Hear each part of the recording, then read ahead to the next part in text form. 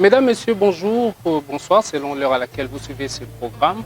Bienvenue à ce numéro de ce débat citoyen organisé pour vous initier dans la sensibilisation dont nous avons comme cheval de bataille. Dans ces cadres, nous sommes dans un projet très intéressant, le projet Engagement civique et plaidoyer en République démocratique du Congo, ECP en sigle. Dans ces cadres, nous avons le plaisir de vous signaler que ce plateau est garni des personnalités de haute facture.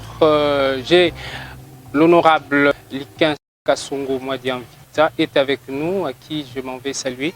Bonjour honorable.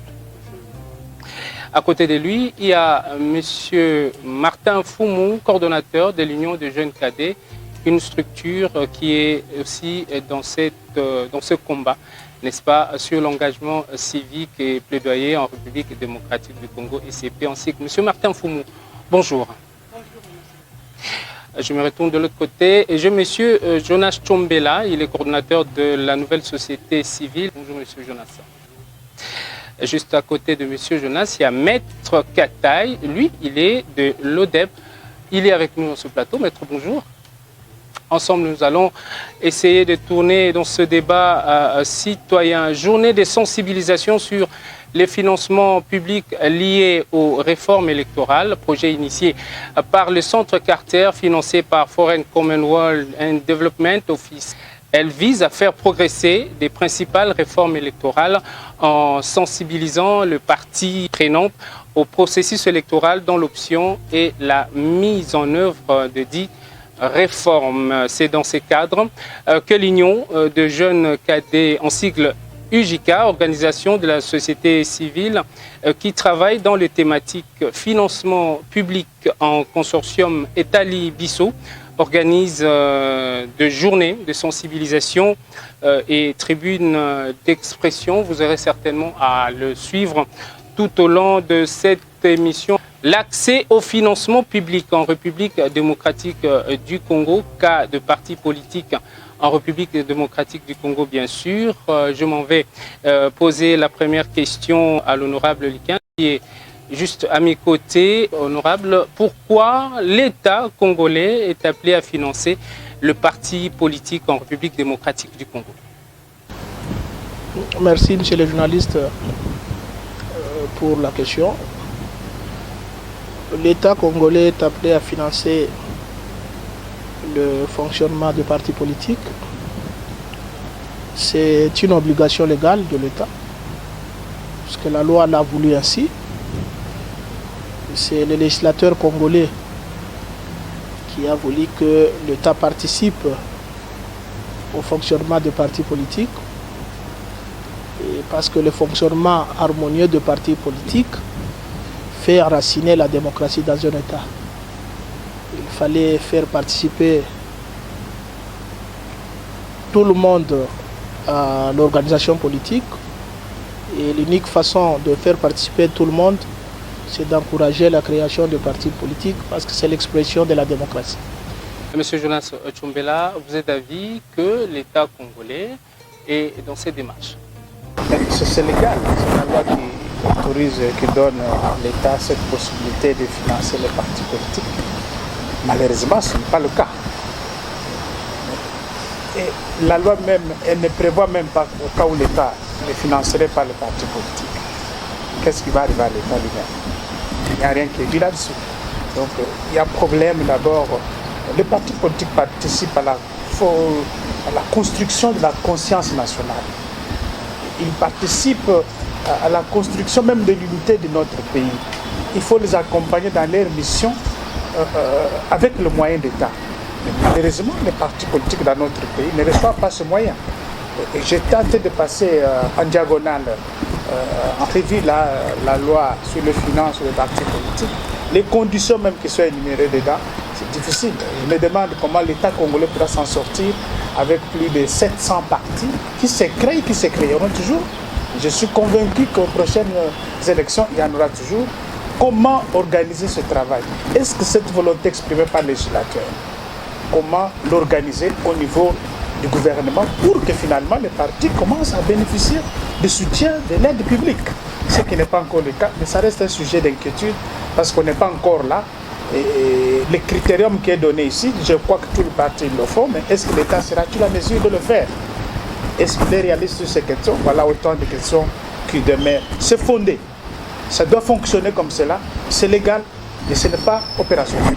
Martin Foumou, l'UJK, étant donné que vous êtes une structure d'accompagnement dans cette démarche d'observation du fonctionnement en République démocratique du Congo, donc dans le cadre de vos activités, l'honorable venait de l'évoquer, que c'est reconnu dans la Constitution que le parti politique devait être soutenu si jamais la situation continue comme telle. Le parti politique pourront-ils continuer à fonctionner et à compter sur l'État congolais? Oui, merci monsieur le journaliste. Je crois que c'est l'action que l'IJK s'est assignée pour contribuer à cette transparence, à cette redevabilité, de savoir réellement par rapport à ce que l'État prend comme engagement, comme l'honorable vient de dire, c'est constitutionnel, et ça se marie par rapport aux réalités. Est-ce que réellement que ce que l'État est en train de promettre par rapport au fonctionnement de ces partis politiques arrive à les concrétiser? Et pourtant que la loi des finances parle de la réalité. C'est-à-dire quand on promet, on doit réaliser pour permettre en fait que les partis politiques puissent bien fonctionner, puissent bien jouer son rôle pour contribuer par rapport à ce que l'État est en train de programmer. Honorable, je reviens à vous. C'est juste question de savoir pourquoi cette lanterne vis-à-vis de l'exécutif qui devait soutenir depuis la nuit du temps. Oui, la volonté qui était exprimée par les législateurs de voir l'État contribuer au fonctionnement des partis politiques, avec la réalité aujourd'hui, c'est irréalisable. Irréalisable pour la simple raison que, de par le monde, il n'y a aucun État qui a plus de 800 partis politiques. Et si vous demandez à l'État de financer 800 partis politiques, il faut lui trouver des moyens conséquents. Nous avons le budget de moins de 10 milliards pour une population qui avoisine 100 millions. Et pour résoudre les besoins sociaux de la population, il y a un problème. Et comment arriver à financer 1800 partis politiques? On va allouer à ces partis quel montant pour qu'ils fonctionnent? C'est pourquoi moi j'ai dit que c'était une ambition qui était exprimée par les législateurs, mais les législateurs n'avaient pas cerné la question comme il fallait. Il fallait chercher le garde-fou pour arriver à ces financements-là. À ce stade où nous sommes aujourd'hui, moi je considère ça comme une utopie, comme un rêve, qui ne peut se réaliser que lorsque nous aurons à rationaliser ce que nous voulons faire de notre État. Nous devons mettre sur pied le mécanisme de réduire systématiquement, sensiblement le nombre de partis politiques pour que nous arrivions à avoir des blocs comme partout ailleurs. Avec moins de 10 partis politiques, l'État peut oser. Mais avec 800, on va donner à combien? On va donner combien par parti? Les partis qui ne recevront pas ces financements de l'État se sentiront frustrés. Raison pour laquelle, moi personnellement, j'ai toujours émis le vœu de voir les législateurs chercher le mécanisme à alourdir les conditions de création des partis politiques pour que nous arrivions à constituer les blocs avec les partis de gauche, avec les partis de droite et les centristes. C'est aussi une façon d'enraciner la démocratie dans notre pays. Dans ces cas-là, la loi aura sa raison d'être. Je rappelle à nos téléspectateurs que nous avons la présence de l'honorable Ntsingi Mpouloulou qui a été annoncé au début de cette émission. Monsieur Ntsingi Mpouloulou est député national. Je m'en vais directement lui poser la question. Honorable Ntsingi, bonjour. Aujourd'hui, la Constitution prévoit le soutien aux partis politiques, chose qui n'est pas faite. Les avis sont partagés. Nous sommes dans un débat citoyen. À votre avis, Est-ce que la Constitution devait prévoir cet article sans tenir compte des mécanismes qui devaient accompagner, entre autres, le nombre de partis, comme venait de le dire l'honorable Kassongo? L'exercice du pouvoir politique, conformément à l'article 11 de la Constitution. Donc, toute personne qui veut exercer un pouvoir politique, il est soumis aux règles. Donc, ce n'est pas, vous prenez par exemple mon frère Tchombela, qui défend bien la population, qui est toujours aux côtés de la population, mais lui ne peut pas être candidat pour député s'il veut s'aligner sur un regroupement politique ou un parti politique, parce que lui, il est société civile. C'est-à-dire que seules les personnes alignées par des regroupements politiques ou partis politiques peuvent concourir au pouvoir politique. La notion de prolifération des partis politiques relève d'intérêt, moins de l'idéologie politique ou des courants de pensée. Si nous résolvons les problèmes des courants de pensée, vous verrez que même si vous n'êtes pas d'accord, en France, il n'y a pas que 3 partis politiques. Il y en a plusieurs, mais regroupés. De la même manière pour les États-Unis. Mais l'État congolais, nous sommes un pays en évolution. Nous étions quelque part où il y avait une pensée unique. Mais aujourd'hui, il y a la démocratie, il y a une pluralité de partis politiques. L'ODEP, vous qui observez les dépenses de la République démocratique du Congo, en voyant le nombre grandir de partis politiques, c'est quoi l'impact si jamais l'État s'engageait à le faire? Merci beaucoup, messieurs les journalistes, pour la parole. Je crois, premièrement, nous devons d'abord revenir à la case du départ. Nous sommes devant les déshonorables qui reconnaissent au moins que le fonctionnement du parti politique est bien institué par la loi. Mais la faisabilité pose problème. Ils ont parlé tous d'eux. Comment alourdir les conditions de la création des partis? Premièrement, oui, c'est une bonne idée, mais ce n'est pas suffisant pour nous. Parce que la loi les prévoit et que ça ne se fait pas sur le terrain. On devait d'abord revoir, rentrer et discuter. Pardon? Retourner. Oui, retourner, soit revoir d'abord. Enlever cet article qui pose problème sur le terrain. Ça serait d'abord la meilleure. Et après chercher comment alourdir les conditions. Si vous laissez la loi apparaître, mais sur le terrain, ça ne fonctionne pas. Ou ça pose problème. C'est déjà... Je suppose qu'il y a mauvaise foi, il n'y a pas d'exécution. Oui, parce que tous ces partis-là sont créés suivant les conditions, les règles de la République, des lois du pays. Ça peut se faire pour des besoins politiques, mais sur le point de vue financier. Si jamais l'État, si jamais ils sont restreints, peut-être qu'ils s'imaginent le coût, l'honorable Kassongo venait de l'évoquer, que cela pourrait peser sur l'État congolais. N'est-ce pas une raison valable? Moi, je crois que c'est faux, parce que tous ces partis-là contribuent d'abord. Ce qu'ils donnent pour leur création, c'est aussi beaucoup. Vous savez comment ils donnent, combien ils donnent pour être acceptés comme parti politique au pays? Point d'interrogation, c'est un montant là exorbitant que tous ces partis-là payent d'abord par rapport à leur création. Ils devaient bénéficier de ce que dit la loi. Si la loi n'avait rien dit, on devait se taire. Mais quand la loi dit, on agit. Comprenez, messieurs les journalistes. Alourdir les conditions, oui, nous sommes d'accord que tous ces partis-là puissent s'associer. Ou soit on puisse aussi alourdir ces conditions-là, pour que ça puisse aussi diminuer. Les partis mallettes là puissent disparaître. On n'en a pas besoin de tout ça. Vous voyez un parti politique avec 10-15 personnes, mais qui fait beaucoup de bruit sur les médias, sur les réseaux. Alors on ne comprend pas qui est vrai et qui est faux. On ne comprend pas. Alors Jonas Tchombela, je reviens à vous. Donc à ce stade, c'est inopportun de croire à ces financements.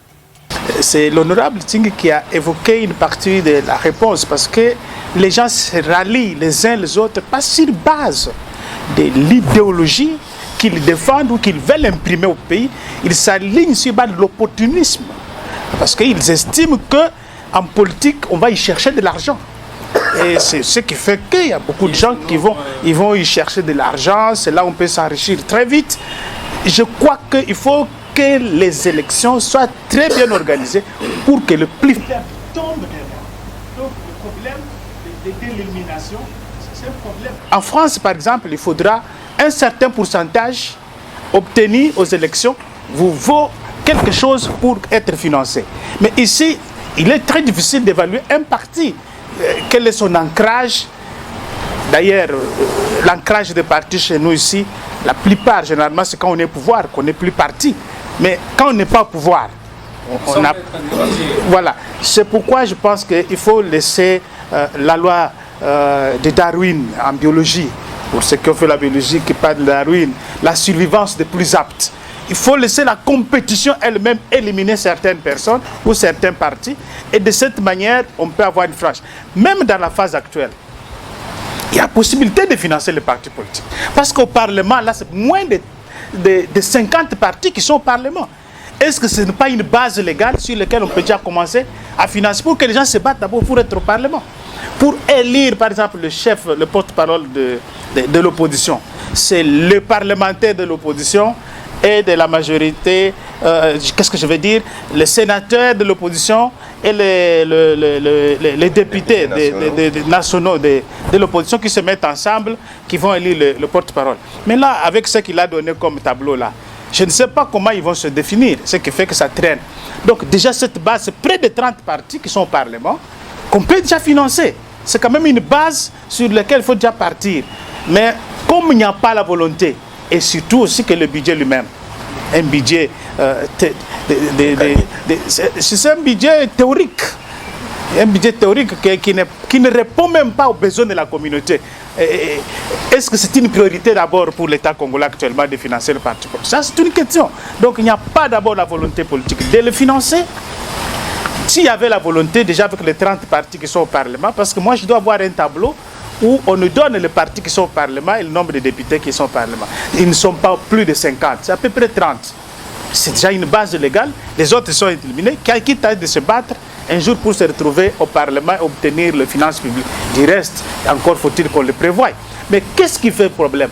Mais c'est les parlementaires eux-mêmes, les deux sont là, qui se battent au Parlement sur le budget. Est-ce qu'ils ont déjà inscrit le financement des partis politiques au budget de l'État? Est-ce que c'est leur souci d'abord? Moi, je n'ai pas encore entendu dans le débat au Parlement, finançons le financement des partis politiques, voilà tel pourcentage est alloué à ces partis politiques. Si c'est déjà le cadet de leurs soucis au niveau du Parlement, je me demande, nous, le plaidoyer, peut-il porter? S'il peut porter, je crois qu'il faut laisser la compétition, comme je le disais ici tout à l'heure, la loi est plus forte. Donc, qu'on utilise un peu Darwin, peut-être que les faibles vont tomber selon le courant. Malheureusement, chez nous, ce n'est pas le courant. Et comme le ridicule ne tue pas, on peut se retrouver à gauche comme à droite. Personne ne va te contester. Vous êtes parti politique. C'est ça le problème. Honorable Kassongo, je reviens à vous. Aujourd'hui, moi, j'ai dit ça. Il faut réduire le nombre de partis politiques, avoir les courants ou les blocs, diminuer ce nombre systématiquement. Ça va nous aider. C'est le système électoral aussi qui est à la base de ce que nous connaissons. Parce qu'avec la proportionnelle, s'il n'y avait pas le seuil qui était inséré dans la loi électorale, chaque député devrait avoir son parti politique parce qu'on en avait déjà. Il y a des partis qui sont identifiés que dans les secteurs, dans les territoires. Mais vous posez des questions, il y a les partis politiques de famille. C'est comme une affaire d'un individu avec sa famille. Non, pas de parti mallette, même avec le parti des députés. C'est une seule personne qui se dit qu'il est propriétaire d'un parti politique, alors que pour constituer un parti politique, il y a des conditions. Il faut avoir, les cofondateurs doivent provenir de toutes les provinces de la République, parce qu'on veut donner à chaque parti un caractère national. Comment un parti créé par 26 provinces, il y a quelqu'un qui en est propriétaire seul? C'est déjà ça le départ de tout ce que nous vivons. C'est comme ça, en invitant la dictature d'un individu, chacun veut avoir son parti pour être aussi chef. Et c'est ce qui arrive avec les systèmes qui les favorisent. Martin Foumou est coordonnateur de l'UJICA, je rappelle à nos téléspectateurs. Et s'il faut analyser... Nous regardons les financements publics des partis politiques et des autres institutions que vous avez cité, la CENI, tout ça. Nous voulons rester réalistes et du concret, ce qu'il y a mis dans la loi. Puisque la loi a déjà parlé sur les conditions d'éligibilité pour financer un parti politique. La loi est déjà là. Et la Constitution a déjà prévu tout cela. Et nous, on regarde sur la loi des finances.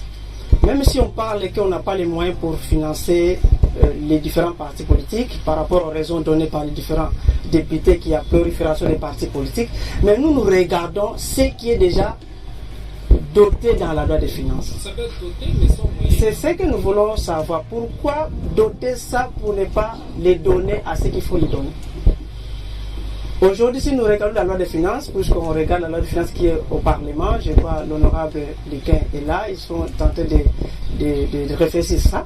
Mais si on regarde sur le montant de l'opposition politique, il y a déjà un montant pour le fonctionnement de l'institution de cette institution de l'opposition politique, qui est déjà presque de 800 quelque chose de francs congolais.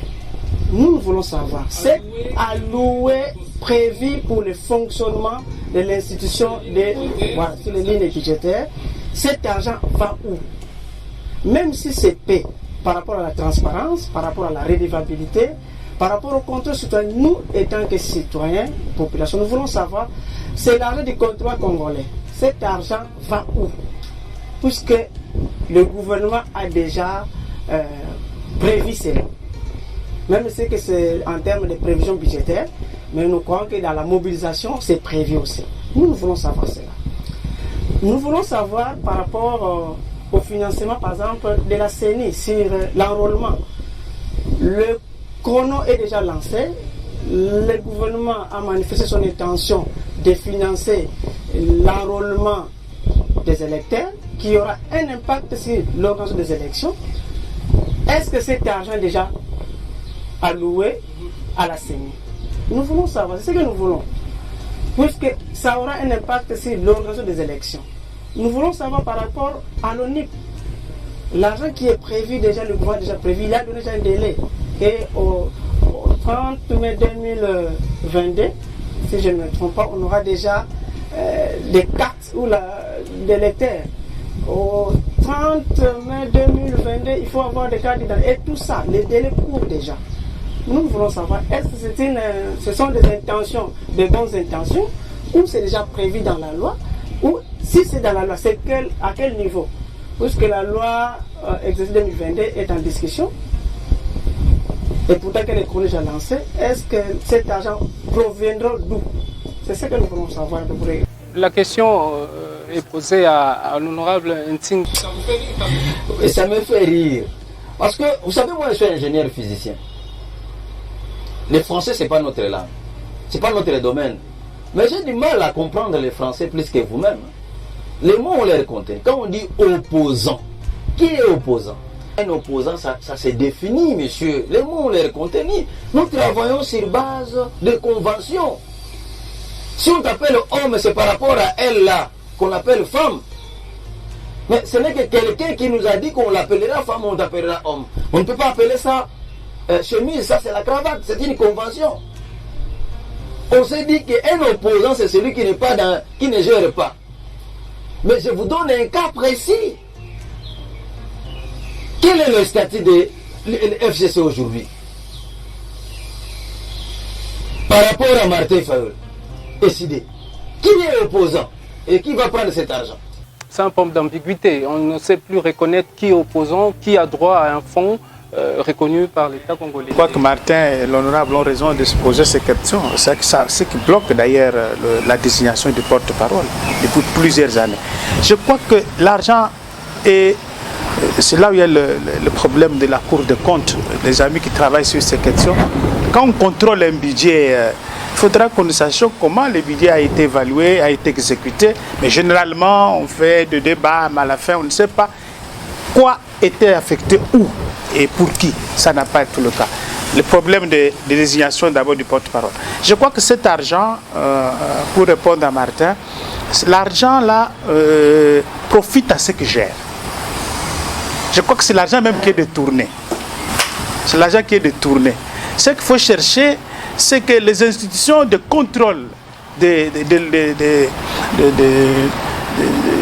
budget de l'État doivent s'assumer pour nous dire pourquoi on doit chaque année voter une somme et que cette somme n'est pas réellement alloué à la personne qui devrait l'avoir. Et c'est qui la personne qui devrait l'avoir? Voilà autant de questions qui se posent à ce niveau-là. La Cour des comptes, peut-être que l'inspection c'est au niveau de la présidence, mais la Cour des comptes devait jouer un rôle important.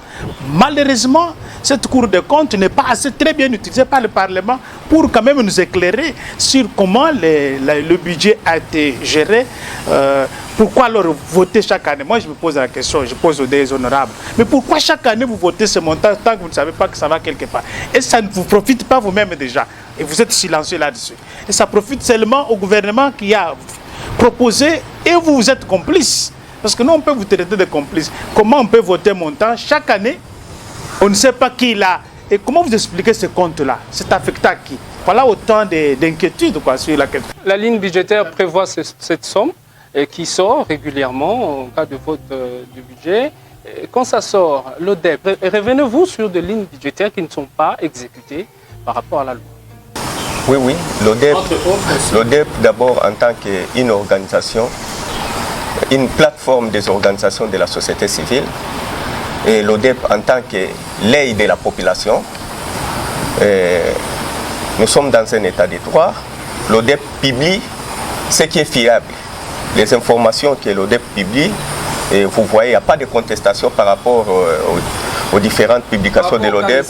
Par rapport au cas d'espèce, l'ODEP va d'abord dans les sites du ministère des budgets parce que l'ODEP est focalisé aux dépenses publiques. Nous sommes dans les domaines des finances publiques, mais nous ne pouvons pas tout embrasser. Nous sommes focalisés aux dépenses publiques, ce que l'État dépense. Et nous suivons, est-ce que ça va là où ça devait faire? Est-ce que l'institution qui reçoit fait avec cet argent ce qu'il devait faire ou pas? À ça quand même on peut vous le reconnaître, mais honorable, vous restez silencieux, on en parle ici, quand même c'est voté régulièrement dans le budget national. À ce stade, reconnaissez-vous que cette somme-là, soit ça reste dans le trésor public ou c'est utilisé par des tierces? J'ai suivi M. Tchombela qui pose la question pourquoi on va adopter chaque année le budget. Moi, j'ai toujours considéré que c'est une formalité d'usage. Qui profite à quelqu'un? Une formalité d'usage parce que ce budget n'a jamais été exécuté. Le budget qu'on adopte n'a jamais été exécuté. Et on n'a jamais exécuté le budget à 80%. Si on l'exécute à 80%, il y a des institutions qui consomment plus de la moitié de ces budgets. Et les autres rubriques sont sacrifiées. Quand vous arrivez, la Cour des comptes fait son rapport, exécution zéro, taux d'exécution 0%. Ça signifie qu'on n'a pas atteint, on n'a pas réalisé pour que toutes les dépenses prévues puissent être exécutées. Il faut d'abord que les recettes prévues soient réalisées. Si on réalise les recettes à 60%, il faut avoir en esprit que le budget sera exécuté aussi, les dépenses seront exécutées à 60%. Dans cette fourchette de 60%, il y a ceux qui vont exécuter leur budget fois 1000. C'est ça le problème. Donc moi je vous dis, pour arriver à financer les élections, il faut avoir de l'argent. Et les partis politiques, on n'en a pas aujourd'hui parce qu'il y a... C'est vrai. Comment on peut déjà imaginer donner l'argent à ceux qui ont un peu de moyens? Les partis politiques, pour avoir un parti politique, il y a quand même des conditions, vous ne pouvez pas être misérablement misérable pour qu'il y ait un parti politique, il faut avoir un minimum. Les enfants s'asseyent même le sol pour suivre les cours. Il y a là où on n'a même pas un hangar comme ça pour les cours. Ces conditions-là ne sont pas réunies, vous voulez déjà qu'on finance les partis politiques. Moi je vous dis d'abord, la première des choses, c'est avoir beaucoup de moyens. Les pays qui ont osé, ce sont les pays qui n'ont rien à faire avec l'argent. Comme les États-Unis, on ne construit plus les routes, on n'en a plus parce qu'il y en a partout. Ici, chez nous, tout est à construire. Comment vous pouvez déjà rêver, même les lois irréalistes que nous adoptons? Ce sont les lois irréalistes, je vous dis ça au départ, c'est une utopie.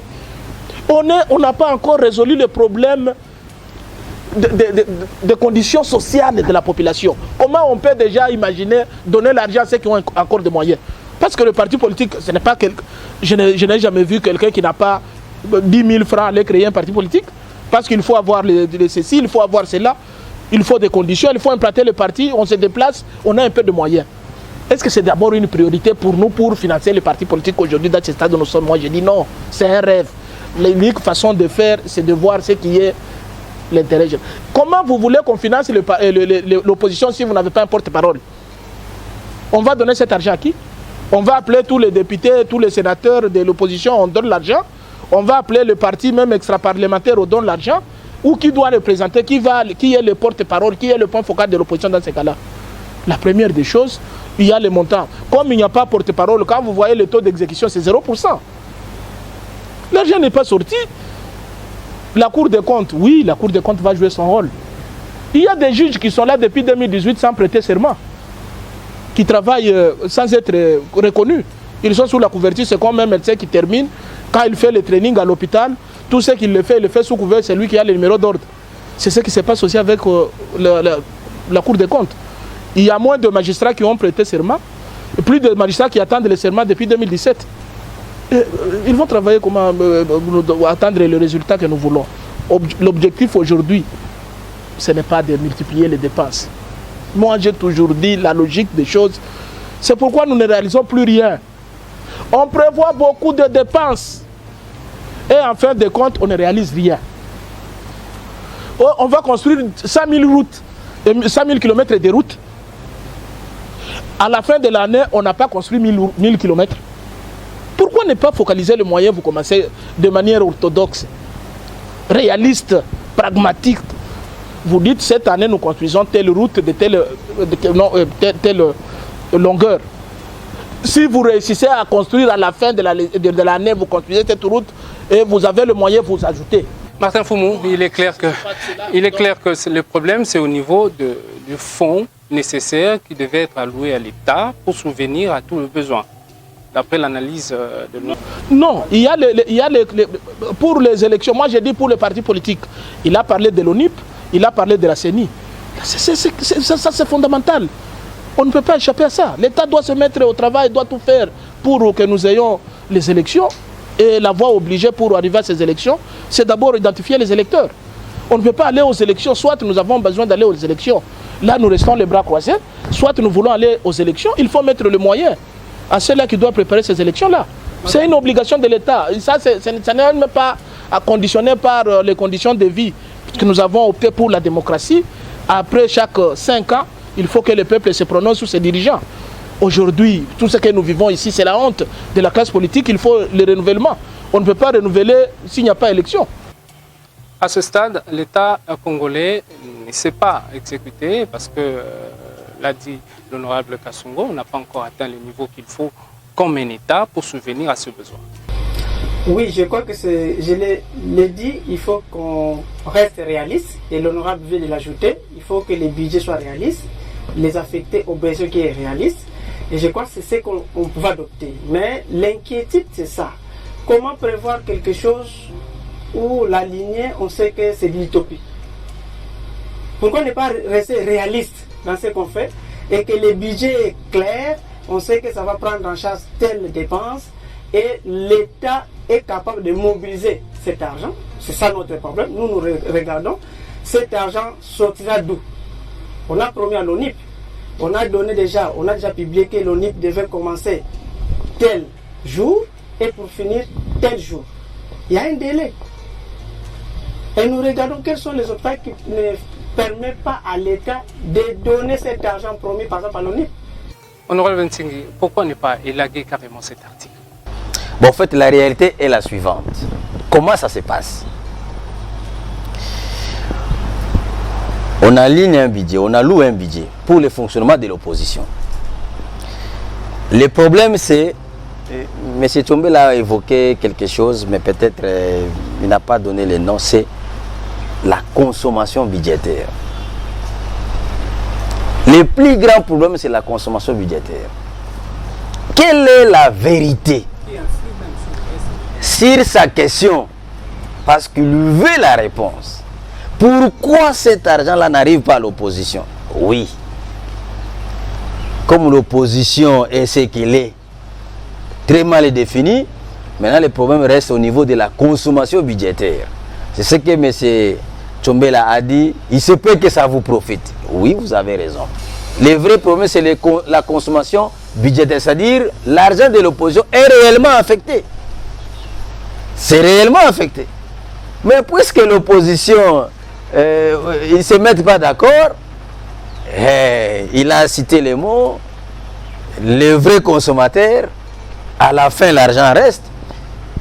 Vous avez ceux qui ont fait les finances publiques. Lorsque vous allouez un budget pour l'exercice 2021, par exemple, arrivé au 31 décembre, ce que vous n'avez pas consommé, eh bien c'est parti. Hein? Vous devez reprendre tout. Et cet argent va où? Allez voir comment le gouverneur se tape des maisons.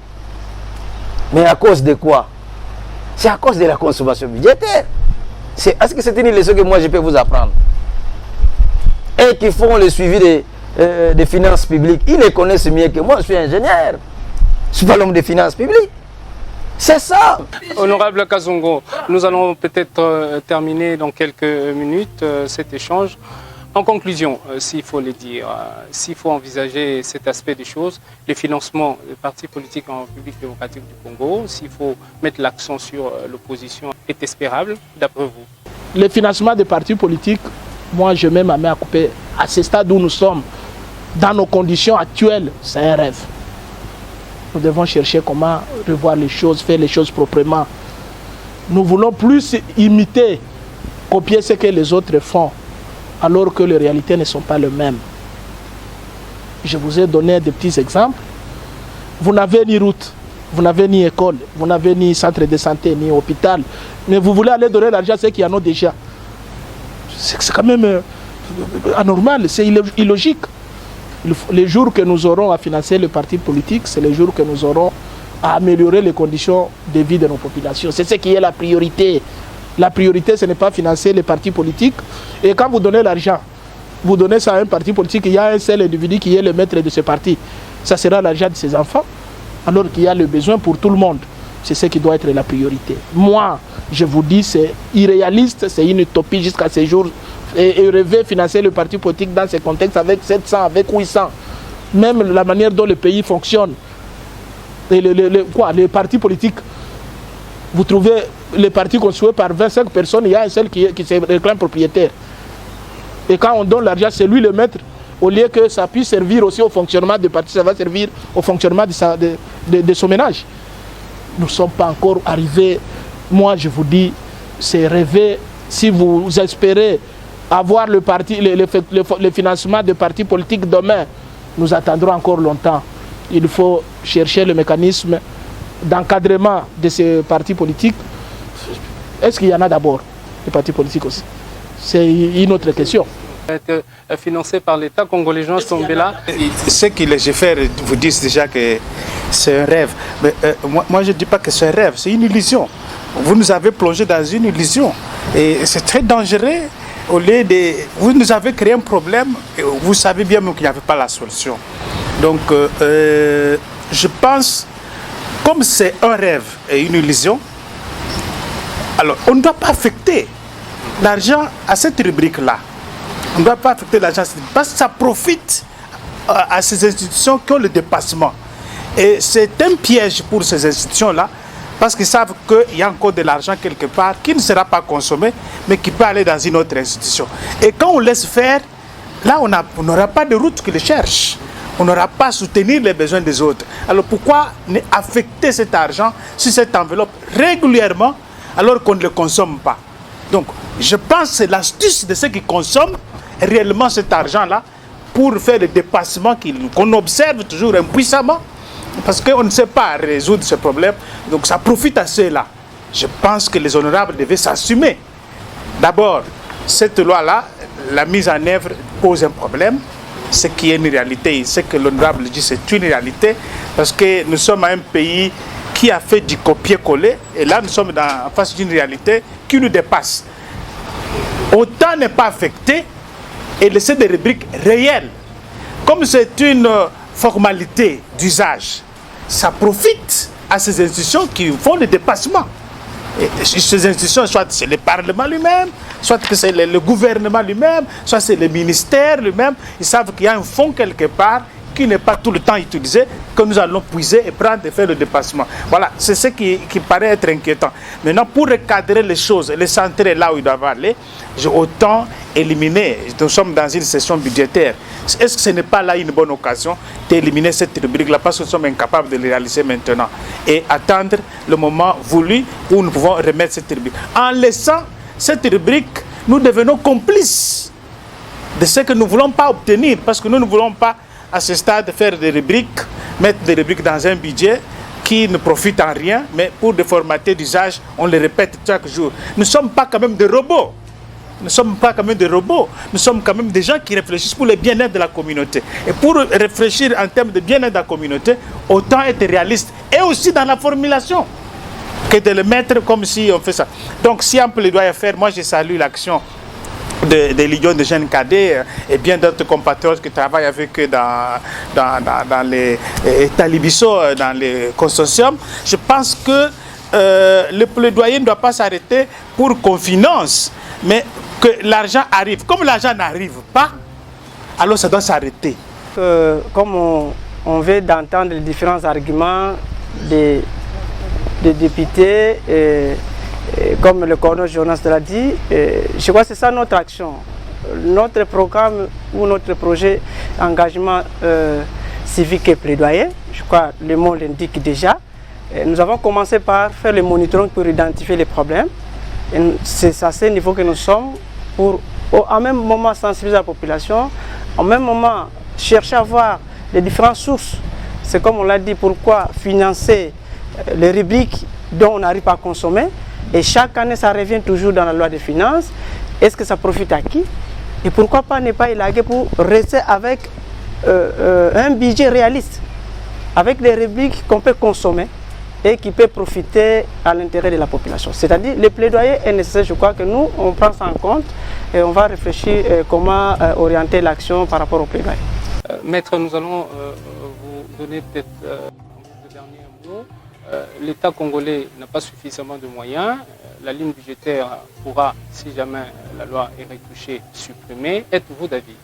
Nous sommes d'avis que ces rubriques-là soient supprimées dans la loi des finances, parce que ça trouble le monde. Parce que les législateurs sont impossibles de financer parce qu'il y a beaucoup de chats fouettés. Mais pourquoi ça reste? Pourquoi ils votent ça? Honorable Ntingui, votre dernier mot par rapport au sujet du jour. J'ai suivi les inquiétudes de nos compatriotes. Vous allez retenir que l'objectif de ce que nous faisons, c'est de devenir comme les pays que vous enviez. Par rapport à ce que vous avez parlé sur l'organisation de la CENI, les recensements et tout ça, je crois qu'il y a 800 millions alloués pour l'exercice de 2022. C'est prévu 800 millions de dollars qui seront mis à la disposition de tous ces services pour enfin avoir un fichier électoral, un fichier identitaire et les recensements. Ce qui reste à faire, c'est cet exercice ici, c'est de continuer à poursuivre. Il faut continuer à suivre. C'est ça le rôle. C'est-à-dire, vous voyez ce genre de débats, ils sont combien ici les gens? Vous devez commencer déjà vous-même à évaluer quels sont les débats consommés par la population. Vous voyez, ça ce sont des débats un peu élevés. Vous devez continuer à suivre l'évolution, comme l'ONG est en train de suivre les finances publiques, le décaissement de tout cet argent-là. Il faut continuer à suivre, nous interpeller, nous allons répondre. Et il y a une commission à l'Assemblée nationale, pour votre information, Monsieur Martin. Il y a la commission suivi et évaluation. Effectivement, cette commission a mission de suivre et évaluer les processus de décaissement des finances publiques, des organisations et partout. Donc, ce que fait l'ODEP, cette commission-là, savent à quel niveau on a décaissé l'argent, pour quelle fin. Est-ce qu'ils ont fait? Ils ont construit des routes, des écoles, il y a ceci, les hôpitaux, ainsi de suite. C'est cette commission-là qui existe. Et il faut, si vous prenez par exemple M. Tchombela, il vit de qui? Tout ce que M. Tchombela a fait, il est arrivé même chez moi. Vous savez là où j'habite, ça, c'est Lembao. Il est arrivé même chez moi, conscientiser les gens. Avec quel budget? Nous y reviendrons à notre prochaine édition. Honorable Nting, je vous sens vraiment bouillant. Merci amis téléspectateurs de l'attention accordée à ces débats citoyens. Certainement, vous avez eu à retenir quelque chose sur le sujet exploité. Le financement public en République démocratique du Congo, cas de partis politiques en République démocratique du Congo. Nous avons évoqué également la question sur la loi du statut de l'opposition en République démocratique du Congo et son financement. Où va l'argent? La question a été posée et il y a eu diverses réponses. Merci, très chers invités, d'avoir répondu à cette invitation. Le prochain rendez-vous, c'est très prochainement sur vos chaînes respectives. D'ici là, portez-vous bien. Merci à tous les partenaires qui nous ont accompagnés. Les affiches sont au bas de vos petits écrans. Grand merci également à l'équipe technique. Merci et à la prochaine.